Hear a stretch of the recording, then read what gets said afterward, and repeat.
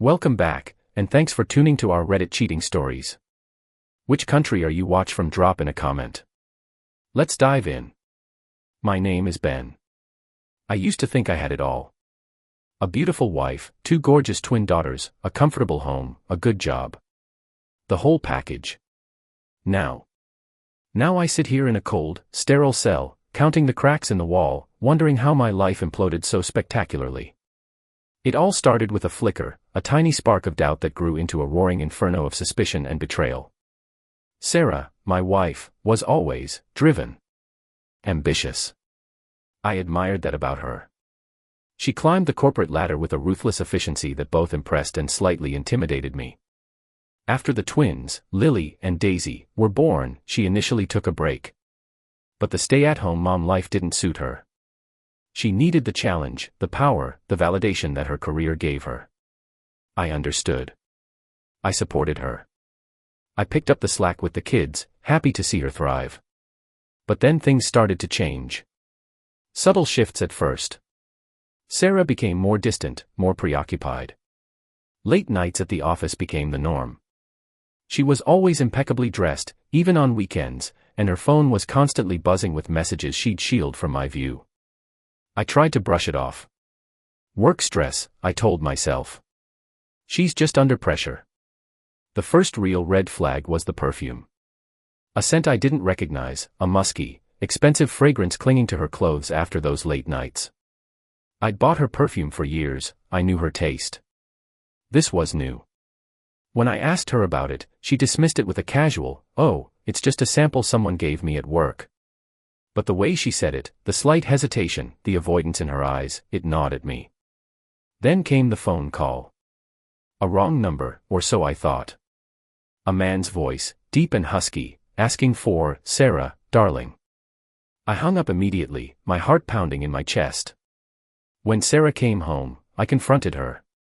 She denied everything, vehemently. "It's a client, Ben. You're being ridiculous." She accused me of being insecure, controlling. I wanted to believe her. I desperately wanted to believe her. I loved her. But the doubts were persistent, a relentless buzzing in my head. I started to notice other things. Secretive phone calls taken in the bathroom. Erased text messages. A sudden obsession with her appearance. I felt like I was living with a stranger. I did something I'm not proud of. I checked her phone. I know, it was a violation of her privacy, but I was desperate. What I found confirmed my worst fears. Text messages, explicit and intimate, with a man named Mark. Arrangements for secret meetings, declarations of love. My world crumbled. The pain was excruciating, a physical ache in my chest. I felt betrayed, humiliated, utterly devastated. I spent a sleepless night pacing the floor, replaying every moment of our relationship in my head, searching for clues I had missed. The next morning, I confronted Sarah again. This time, I had proof. I showed her the messages. She couldn't deny it anymore. She broke down, sobbing, begging for forgiveness. She claimed it was a mistake, a lapse in judgment, that she still loved me. I was torn. Part of me wanted to scream, to lash out, to inflict the same pain on her that she had inflicted on me. But another part of me, the part that still loved her, the part that couldn't imagine life without her and our daughters, wanted to believe her. "Who is he, Sarah?" I asked, my voice trembling. She hesitated. He's someone I work with. A client. It just happened." "Did you sleep with him?" She looked away, unable to meet my gaze. "Yes." The confession hit me like a punch to the gut. The image of her with another man, the intimacy they shared, burned into my mind. I told her to leave. I couldn't look at her. I couldn't breathe the same air as her. I told her to pack her things and get out.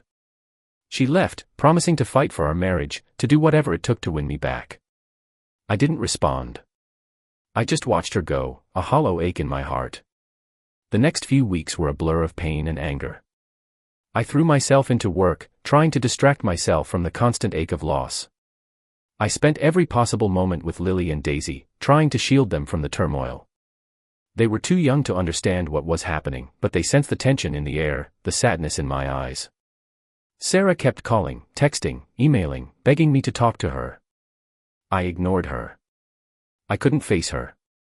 Then came the day that changed everything. The day that turned my life into a nightmare. I was driving the twins to their ballet class. It was a Saturday morning, the sun was shining, and Lily and Daisy were chattering excitedly in the back seat. We were stopped at a red light when it happened. A car slammed into us from behind, a deafening crash that shook the entire vehicle. I felt a sharp pain in my neck and back. I turned around to check on the twins. They were screaming, covered in glass shards. I managed to get out of the car, my head spinning. The other car was a mangled mess. I ran to the back door and pulled Lily and Daisy out, checking them for injuries. They were shaken and scared, but thankfully, seemed to be mostly unharmed. Then I saw Sarah. She was standing beside the other car, looking dazed and disoriented. Her face was pale, her eyes wide with shock. "Sarah. What happened?" I yelled, rushing towards her. She didn't answer. She just stared at me, her expression blank. The police arrived quickly, sirens wailing. They took our statements, examined the scene, and questioned witnesses. I told them what I remembered, being stopped at the red light, the sudden impact, the twins screaming. Sarah, however, told a different story. She claimed that I had been driving erratically, swerving in and out of lanes, and that I had deliberately slammed on the brakes, causing her to rear-end us. She said that I had been angry and unstable ever since she had told me she wanted a divorce. She claimed that I was trying to hurt her, and that I had endangered our children in the process. I was stunned. I couldn't believe what I was hearing. "That's a lie," I shouted. "I would never do that." But the police seemed to believe her. They pointed to the lack of skid marks on the road, which suggested that I hadn't braked suddenly. They noted my history of marital problems with Sarah. And then they dropped the bomb. "Mr. Thompson," the officer said, "we're arresting you for attempted murder." Attempted murder. The words echoed in my head, a horrifying accusation that seemed utterly surreal. I was innocent. I would never intentionally harm my children, or anyone else for that matter. But the evidence, as it was presented, seemed to point against me. I was taken to the local police station, booked, and thrown into a cell. The reality of my situation began to sink in. I was being accused of a crime I didn't commit, a crime that could land me in prison for the rest of my life. I called a lawyer, a family friend named David. He was shocked by the news, but assured me that he would do everything he could to help. "This is insane, Ben," he said. "We'll fight this. We'll prove your innocence." But proving my innocence was going to be an uphill battle. Sarah's testimony was compelling, and the lack of skid marks was damning. The police and the prosecution seemed convinced of my guilt. The next few days were a nightmare. I was interrogated repeatedly, subjected to psychological evaluations, and paraded in front of the media. The press had a field day with the story, painting me as a jealous, vengeful husband who had tried to kill his estranged wife and children.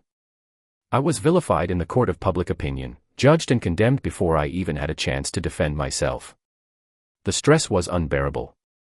I couldn't sleep, I couldn't eat, I could barely function. I was consumed by fear, anger, and despair. David worked tirelessly to gather evidence, to find witnesses who could corroborate my story. He discovered that Sarah had been having an affair with a man named Mark, a wealthy businessman who had been showering her with expensive gifts and promises. He also learned that Sarah was deeply in debt, and that she stood to gain a substantial amount of money from my life insurance policy if I were convicted of a crime. The evidence was mounting, but it was still circumstantial. We needed something more, something concrete, to prove my innocence and expose Sarah's lies. Then, a stroke of luck. David managed to track down a witness, a truck driver who had been behind Sarah's car at the time of the accident. The truck driver testified that he had seen Sarah speeding and driving erratically, and that she had appeared to deliberately ram into my car. He said that he had initially hesitated to come forward because he didn't want to get involved, but that he had been haunted by the image of the crash and the twins screaming. The truck driver's testimony was a game-changer. It directly contradicted Sarah's version of events and provided a credible explanation for the lack of skid marks. It suggested that Sarah had intentionally caused the accident, not me. David also presented evidence of Sarah's affair with Mark, her financial problems, and her potential motive for wanting me out of the picture.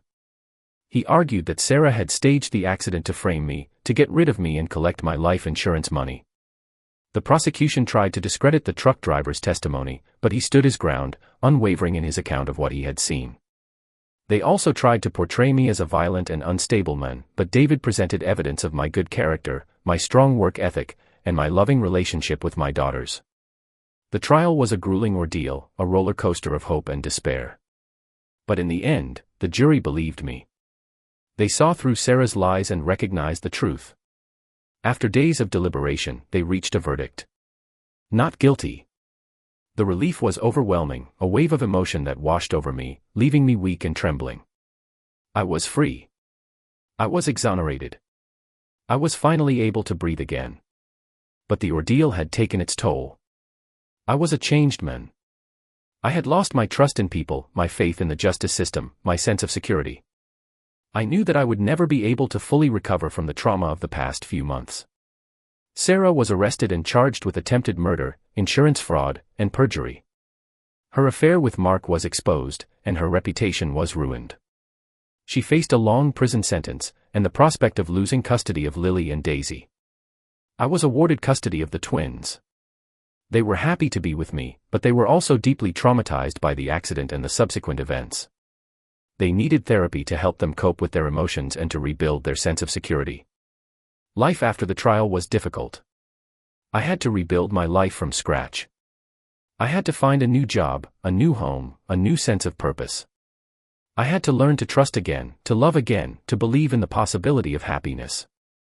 It was a long and arduous process, but I was determined to make it work. I owed it to myself, and I owed it to my daughters. I started by focusing on the things that were most important to me, my children, my family, and my friends. I spent as much time as possible with Lily and Daisy, showering them with love and attention. I made sure they knew that I would always be there for them, no matter what. I also reconnected with my family and friends, who had stood by me throughout the ordeal. Their support and encouragement helped me to stay strong and to never give up hope. Slowly but surely, I began to heal. I started to feel like myself again. I started to smile again. I started to believe in the future. Years have passed since the trial. Lily and Daisy are now teenagers, bright, beautiful, and resilient. They are doing well in school, have a wonderful circle of friends, and are pursuing their dreams. I have found love again with a woman who is kind, compassionate, and supportive. She understands my past and accepts me for who I am. She is a wonderful mother to Lily and Daisy, and they adore her. Sarah is still in prison, serving a long sentence for her crimes. I have no contact with her. I have forgiven her, but I will never forget what she did. My life is not perfect. I still have moments of sadness and regret. But I am grateful for what I have. I am grateful for my children, my family, my friends, and my new love. I am grateful for the opportunity to rebuild my life and to create a better future for myself and my daughters. The scars of the past will always be with me, but they are a reminder of how far I have come and how strong I have become. I am a survivor. I am a father. I am a man who has learned to find hope in the darkest of times. And that, in the end, is what truly matters. But the story doesn't truly end there. Trauma leaves echoes, and the quest for understanding is a long one. Even after Sarah's conviction, even after all the external pieces of my life fell back into some semblance of order, I was haunted. Haunted by the why. Why would someone I loved, someone who bore my children, be capable of such calculated cruelty? I started going to therapy. Not just because the twins needed it, though they absolutely did, but because I needed it. I needed to unpack the years of our relationship, the red flags I'd ignored, the things I'd brushed aside in the name of love and commitment.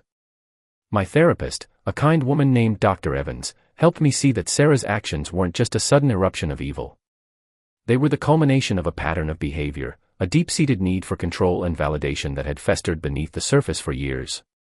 Dr. Evans helped me understand that Sarah's ambition, while admirable on the surface, had become an obsession. She equated her self-worth with her professional success, and when she felt threatened, she lashed out. Mark, her affair partner, offered her the validation she craved, the reassurance that she was still desirable, still powerful. The affair wasn't just about sex. It was about control. It was about proving to herself that she could have what she wanted, regardless of the consequences. And the crash. That was the ultimate act of control. A twisted attempt to regain power over a situation that she felt was slipping away from her. Framing me for attempted murder wasn't just about getting rid of me. It was about punishing me for daring to question her, for challenging her authority. Understanding that why didn't excuse Sarah's actions, but it helped me to make sense of them. It helped me to let go of some of the anger and resentment that I had been carrying. It also helped me to recognize the warning signs in future relationships, to be more aware of the potential for manipulation and abuse. The healing process was slow and painful, but it was necessary. I had to confront my own vulnerabilities, my own insecurities, in order to move forward. I had to learn to trust my instincts, to set boundaries, and to protect myself from further harm. Finding love with Emily was a miracle. She was everything Sarah wasn't: honest, compassionate, and genuinely supportive. She loved me for who I was, flaws and all. She didn't try to control me or manipulate me. She simply wanted to be my partner, my friend, my equal. Emily also understood the importance of family. She embraced Lily and Daisy as her own, and they quickly formed a close bond with her. She was a natural caregiver, patient and loving, and she helped them to heal from the trauma they had experienced. Life with Emily wasn't perfect, but it was good. It was filled with love, laughter, and a sense of security that I had thought I would never feel again. But even with Emily by my side, the shadow of Sarah's betrayal lingered. I found myself struggling with trust issues, constantly questioning Emily's motives, fearing that she would eventually leave me, or worse, betray me like Sarah had. Emily was patient and understanding, but she also knew that I needed to confront my fears head-on. She encouraged me to continue therapy, to delve deeper into my past traumas, and to learn to trust myself again. One day, I decided to visit Sarah in prison. It was a difficult decision, and I wasn't sure if I was ready for it. But I knew that I needed to face her, to hear her side of the story, and to finally put the past behind me. The prison was a cold, sterile place, filled with the sounds of clanging metal and echoing voices. Sarah looked older and thinner, her eyes devoid of the spark that I used to love. We sat across from each other at a small table, separated by a thick pane of glass. The silence was deafening. "Why, Sarah?" I asked, my voice barely above a whisper. "Why did you do it?" She looked away, her face contorted with shame. "I don't know, Ben," she said. "I was lost. I was afraid. I felt like I was losing everything." "Losing what?" I asked. "You had everything. You had a husband who loved you, 2 beautiful daughters, a successful career." "It wasn't enough," she said. "I needed more. I needed to feel powerful. I needed to feel in control. And framing me for attempted murder was your way of feeling in control?" I asked, my voice rising. "I didn't mean for it to go that far," she said. "I just wanted to scare you. I wanted to teach you a lesson. You almost killed our daughters, Sarah." I shouted, slamming my fist on the table. "How could you do that?" She started to cry. "I know," she said. "I'm so sorry. I'll never forgive myself." I stared at her, my heart filled with a mix of anger and pity. I wanted to hate her, but I couldn't. I knew that she was a broken person, a victim of her own insecurities and obsessions. "I forgive you, Sarah," I said, my voice softer now. "But I can never forget what you did." The visit didn't magically erase the pain of the past, but it did bring me a sense of closure. I finally understood Sarah's motives, and I was able to let go of some of the anger and resentment that I had been carrying. I left the prison feeling lighter, freer. I knew that I would never be completely healed, but I was on the right path. Life continued to move forward. Lily and Daisy thrived under Emily's care. They went to college, pursued their passions, and became strong, independent women. Emily and I grew closer, our love deepening with each passing year. We built a life together filled with love, laughter, and mutual respect. I never forgot the trauma of the past, but I refused to let it define me. I focused on the present, on the people I loved, and on creating a better future for myself and my family. And that, in the end, is what truly matters. The ability to forgive, to heal, and to create a life filled with love and purpose, even in the face of unimaginable pain. The story doesn't end with a neat little bow. Life rarely does.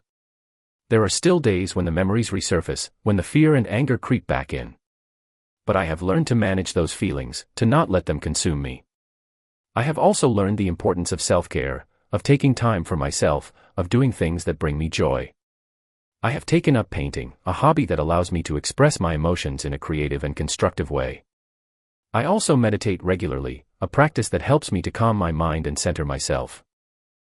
Most importantly, I have learned to appreciate the simple things in life, a warm embrace, a beautiful sunset, a shared laugh with my daughters. These are the moments that make life worth living, the moments that remind me that even after the darkest of storms, the sun will eventually shine again. And that, my friends, is the true ending of my story.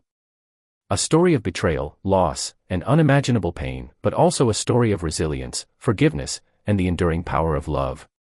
A testament to the human spirit's ability to overcome even the most devastating of circumstances. Thanks for watching. If you enjoyed this video, don't forget to like, comment, and subscribe for more amazing content. Hit the notification bell so you never miss an update. What do you think about today's story? Let me know in the comments below.